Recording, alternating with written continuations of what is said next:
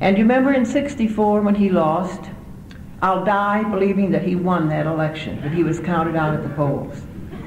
And I can't remember the exact figures. I think it was something like 45,000 documented cases of vote fraud. It was horrible, and I knew from my own community. I was fought at my own community all the time. And so as we were talking about after that election and reassessing, and by that time I'd worked up to president of the Arkansas Federation of Republican Women, which wasn't such a big office because there weren't too many of us. It wasn't happening to get up that high. But anyway, we talked about what could be done. We said he was going to run again, and how we could get ballot security. And I said, you know, Win, I think this is something where the women can do.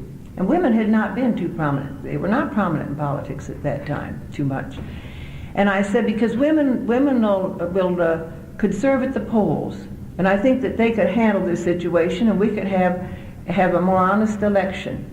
So after everybody talked about it, they decided, said, okay, Leona, that's the job for you and your Federated Women. And it was Win's leadership that inspired us all to do this. We got tired, we got discouraged, but then Win would put us right back up again, and we'd keep going. And on that election day, our people were at the polls, they manned the polls, and we had an honest election, and Win won. And I think it was a great thing for the state of Arkansas, because again, I'm an idealist, and I believe that if you stand for something, you stand for it even if you stand alone, and Win took that stance all the time. So many times he stood alone. But we believed in honesty and integrity in government. And we were so pleased that we had had a part in achieving this. And the wonderful thing about Win was that he gave the women credit.